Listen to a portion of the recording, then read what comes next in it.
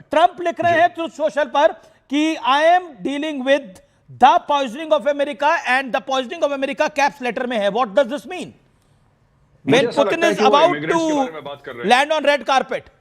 जी जी जी, वो अंदरूनी होगा. Poisoning is to do with drugs.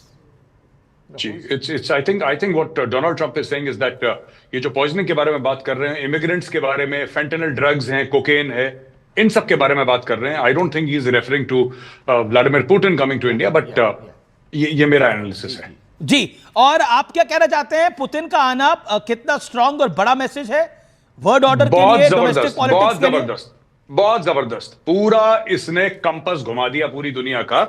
ये आ रहे हैं व्लादिमीर पुतिन यहां पे, और व्लादिमीर पुतिन के आने से सबसे बड़ी बात हुई है कि दोनों देशों ने, भारत ने और रशिया ने, दोनों ने मिलकर वेस्टर्न कंट्रीज को, यूरोप को भी और अमेरिका को भी एक वाज़ेह तौर पे पैगाम दिया है कि we will not be bullied, you can not push us. आप हमें पुश नहीं कर सकते, हम वही करेंगे जो हमें अपने देशों के लिए ठीक लगता है. और भारत को मुझे लगता है कि पैगाम बहुत पहले दे देना चाहिए था. देर आए दुरुस्त आए.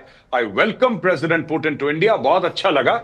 और जिस तरीके से आप देखिएगा, ज्यादा कुछ नहीं बोला ट्रंप ने, और कल तक हो सकता है उसका कोई बयान आ जाए, लेकिन ज्यादा फिर भी कुछ नहीं बोलेगा, क्योंकि ट्रंप ने अपने हथियार डाल दिए हैं. अमीश जी, मैं आपको बताता हूं, ट्रंप ने सरेंडर कर दिया है. ट्रंप ने सरेंडर कर दिया, क्यों आपको ऐसा लगता है? ट्रंप ने इसलिए सरेंडर कर दिया क्योंकि ट्रंप ने बोला 50% टैरिफ डालो, झुक जाएगा भारत. ट्रंप ने बोला कि रशिया के तेल नहीं खरीदेगा भारत तो रशिया झुक जाएगा. कोई नहीं झुका. कौन झुका? ब्राजील झुक गया क्या? चाइना झुक गया? रशिया झुक गया? भारत झुक गया? कौन झुका है? ये छोटे छोटे देश, वेनेजुएला इतने 250 ग्राम के देश हैं, तेल बहुत बड़ा है, कोई बात नहीं उनके पास, लेकिन इतने छोटे छोटे इन पे मिसाइल मार के अपनी ईगो वो शांत कर रहा है. लेकिन किसको झुका दिया ट्रंप ने? कौन झुक गया ट्रंप के सामने? रामाफोसा झुक गया क्या साउथ अफ्रीका का? कोई नहीं झुका. दुनिया चल रही है. कनाडा ने वापस जवाब देना शुरू कर दिया. वो कनाडा जो बिल्कुल इसका क्लोज था, बिल्कुल सगा भाई था, उस कनाडा ने मुंह मोड़ लिया. यूरोप मुंह मोड़ रहा है इससे, सब मुंह मोड़ रहे हैं. किसको झुका दिया इसने? ओके, लेकिन क्योंकि आप डोमेस्टिक पॉलिटिक्स को भी समझते हैं, जो एक नैरेटिव बनाने का प्रयास हुआ और उस पर आज डिबेट और डिस्कशन करना जरूरी है. सरेंडर नरेंद्र, ट्रंप के बात को मोदी ने मान लिया, सरेंडर कर दिया.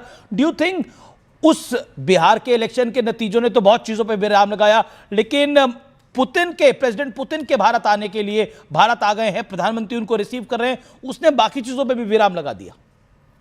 नहीं, देखिए, जिनको साहब कीड़े निकालने हैं वो कीड़े निकालेंगे. आप कुछ कर लीजिए, आप कुछ कर लीजिए. अब वो कीड़े निकालने हैं, कीड़े निकालेंगे. अब पुतिन से नहीं मिलवाया, इन पार्टी को नहीं मिल पाया, उस पार्टी को नहीं मिलवाया, तो जिसको गलत सोचना है, मैं किसी व्यक्ति विशेष का नाम नहीं लूंगा, पार्टी विशेष का भी नहीं, लेकिन जिसको उल्टा सोचना है उल्टा सोचेगा. आप कुछ नहीं कर सकते. You just have to move on. मैं तो सिर्फ इस पे ज्यादा ना टिप्पणी करते हुए सिर्फ एक बात ये कहूंगा कि यह बहुत बड़ा दिन है जियोपॉलिटिकल रीअलाइनमेंट का. एक मल्टीपोलर वर्ल्ड का एक जन्म होते हुए हम देख रहे हैं अपने सामने, किस तरीके से वो आ रहे हैं. और प्रधानमंत्री मोदी का पर्सनली जाना और पुतिन को रिसीव करना, ये डायरेक्ट मैसेज है डोनाल्ड ट्रंप को और सारी की सारी यूरोपियन कैपिटल्स को कि आप जो समझते हैं उससे भारत की फॉरेन पॉलिसी डिक्टेट नहीं होगी. गौरव, एक स्क्रीन पर हमारी आप दिख रहे हैं, एक तरफ पुतिन के प्लेन का वो दरवाजा दिख रहा है जिससे वो आएंगे. प्रधानमंत्री मोदी रिसीव करने के लिए पहुंच चुके हैं.